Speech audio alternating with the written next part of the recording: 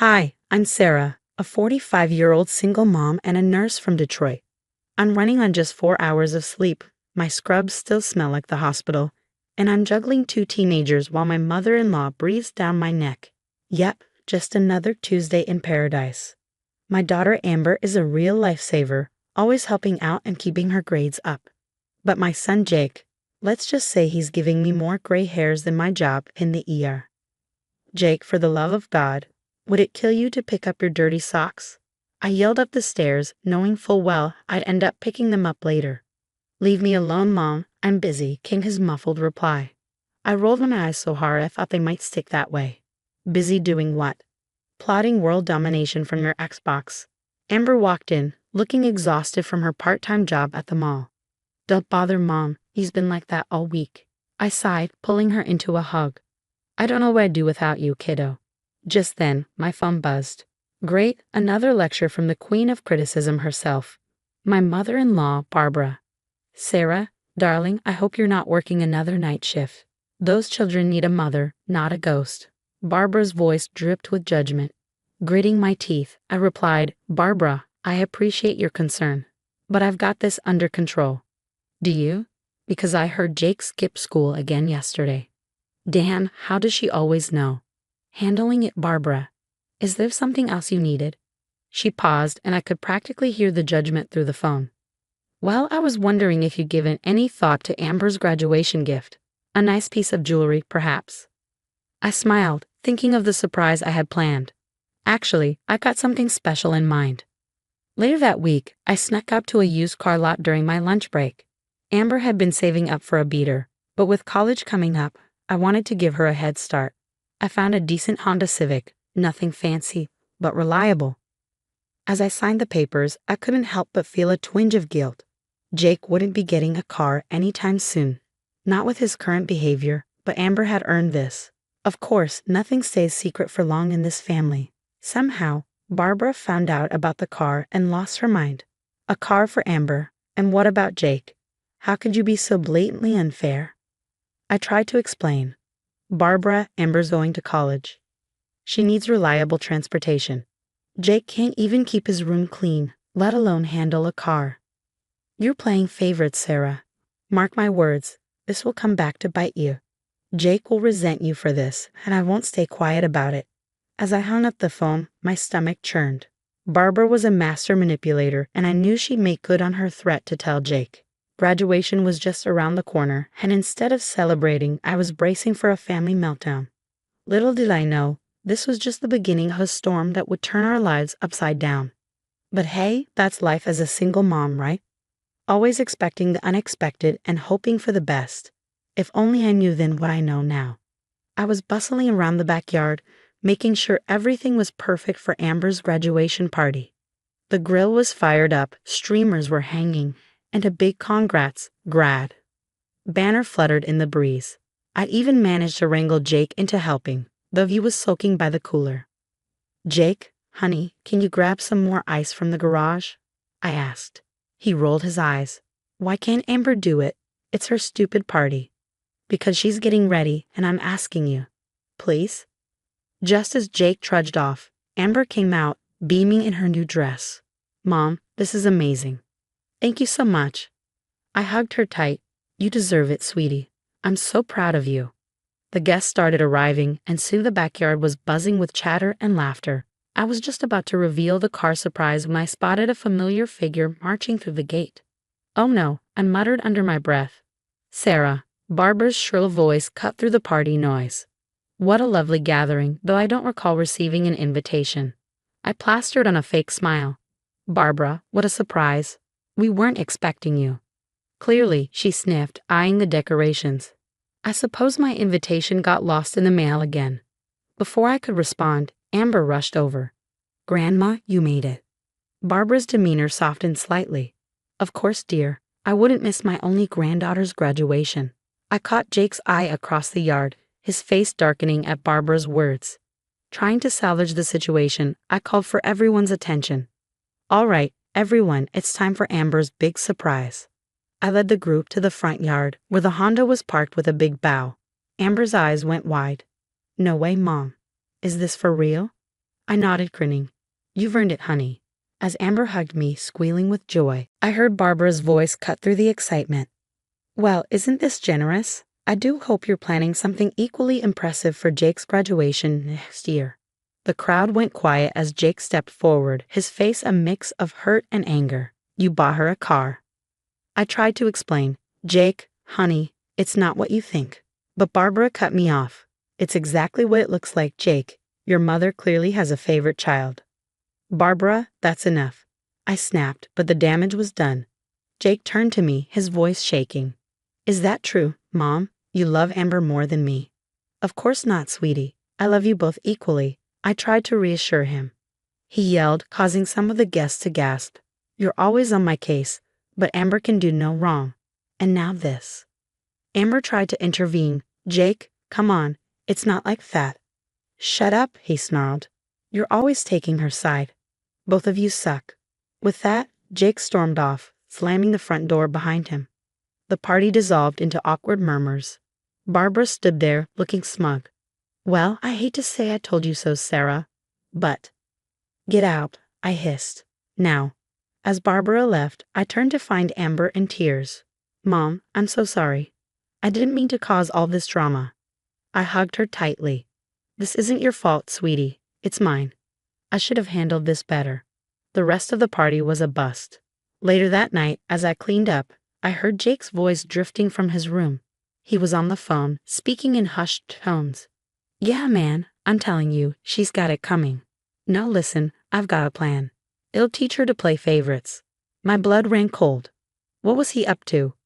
I wanted to burst in and confront him, but something held me back. Maybe if I gave him some space, he'd cool off. But as I lay in bed that night, I couldn't shake the feeling that this was just the beginning of something much worse. How had everything gone so wrong so fast? And more importantly, how was I going to fix it? The weeks after Amber's graduation were like walking on eggshells. Every time I tried to talk to Jake, he'd either ignore me or snap back with some smart-ass comment. It was driving me up the wall. One morning, I cornered him in the kitchen. Jake, we need to talk about what happened at the party, I said. He just grunted, pouring himself some cereal. Look, I know you're upset about the car, but... He slammed the milk carton down. You don't know, Mom. Just leave me alone. Hey, watch your language. I'm still your mother. Could have fooled me, he muttered, shouldering past me. I sighed, rubbing my temples. This was getting us nowhere. Later that week, I was doing laundry when I noticed Jake's pockets were full of cash, like way more than a kid his age should have. My stomach dropped. That night, I confronted him. Jake, where'd you get all this money? I asked. He shrugged, not looking up from his phone. Got a job. No after-school gig pays this much. What are you into? He finally met my eyes, and the coldness there scared me. None of your business. You're not the only one who can keep secrets in this family. Before I could respond, he stormed out, slamming the door behind him. The next day, I was reorganizing the medicine cabinet when I noticed something off. My prescription for pain meds from my back surgery was nearly empty. I barely touched the damn things. Amber, I called out, have you seen anyone messing with the medicine cabinet? She appeared in the doorway, looking confused. No, why? I shoved her the bottle. Her eyes went wide. You don't think Jake? I nodded grimly. I'm afraid so.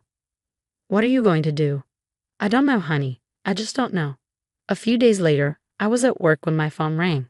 It was the school principal. Miss Thompson, this is Principal Anderson. There's been an incident involving Jake. The police are here. My heart stopped. What? What happened? I think it's best if you come down here immediately. I rushed to the school, my mind racing. When I got there, 2 cops were leading Jake out in handcuffs. He looked scared shitless. What the hell is going on? I demanded. One of the officers turned to me. Mom, we caught your son selling prescription drugs on school grounds. He's facing some serious charges. There has to be some mistake. Jake, tell them this is all a misunderstanding. He just looked at me, his eyes full of anger and fear. I'm sorry, Mom. I really screwed up this time. As they took him away, I collapsed onto a nearby bench, my whole world spinning. How had it come to this? Just when I thought things couldn't get worse, I heard a familiar voice. Well, well, well. I hate to say I told you so, Sarah, but... I looked up to see Barbara standing there, looking way too pleased with herself. "What the hell are you doing here, Barbara?" I demanded. She sat down next to me, uninvited. "I heard about poor Jake's predicament. Such a shame. If only someone had been paying more attention to him." I narrowed my eyes. "What are you talking about?" She smiled, all fake sympathy. "Oh, Sarah, did you really think Jake came up with this rebellious streak all on his own? He needed someone to confide in, someone who understood how neglected he felt." The pieces clicked into place. "You manipulative." I seethed. "You've been egging him on this whole time, haven't you?" She shrugged nonchalantly. "I merely pointed out the obvious. You clearly favor Amber. Jake needed to know someone was on his side."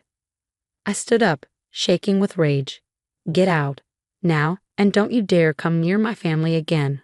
Or I swear to God, Barbara, I'll make you regret it." As she sauntered away, I pulled out my phone with trembling hands. I had to call a lawyer, figure out how to get Jake out of this mess. But one thing was crystal clear. Barbara had to go for good this time. I was pacing outside the interrogation room when Jake's lawyer, Mr. Martinez, came out looking grim. "How bad is it?" I asked, my stomach in knots. He sighed. "It's not great, Miss Thompson, but Jake's agreed to cooperate. He's telling them everything." Just then, a detective approached us. "Miss Thompson, your son's given us some interesting information. You might want to hear this." Inside, Jake looked up at me, his eyes red and puffy. "Mom, I'm so sorry. I never meant for it to go this far." "What are you talking about, honey?" I asked gently. He took a deep breath. "It wasn't just me.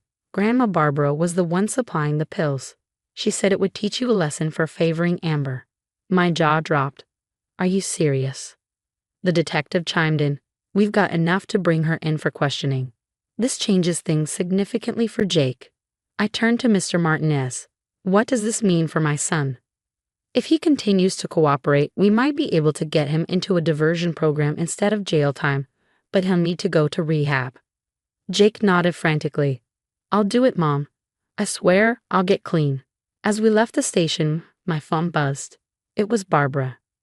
"Sarah, darling, I heard Jake's been released." "I'm so relieved." I cut her off. "Save it, Barbara. The cops are on their way to pick you up. How could you do this to your own grandson?" There was a long pause. I don't know what you're talking about." "Cut the crap." Jake told them everything. "You're going down for this." Her voice turned desperate. "Sarah, please, you can't let this happen. I'm family." "No, you're not. Not anymore. Goodbye, Barbara." I hung up, feeling a weight lift off my shoulders. Later that week, we were sitting in our first family therapy session. Amber reached out and squeezed Jake's hand. "I'm sorry I made you feel left out, bro. When you get your license back, we can share the car if you want." Jake gave a small smile. "Thanks, sis. And Mom, I'm sorry for everything. I know you were just trying to help." I felt tears welling up. We've all made mistakes, but we're going to get through this together. As we left the therapist's office, I saw Barbara being led away in handcuffs on the evening news. Karma had finally caught up with her. Looking at my kids, I knew we had a long road ahead. But for the first time in ages, I felt hope. We were going to be all right. The story has ended, but now I have a question for you. If you were in my shoes, would you ever forgive Barbara for manipulating Jake and nearly destroying our family? Or is some betrayal too deep to come back from? Share your thoughts in the comments. Your perspective might help someone else dealing with toxic family drama. If you enjoyed this wild ride, don't forget to hit that like button and subscribe for more real-life stories. Trust me, the drama never stops in this family.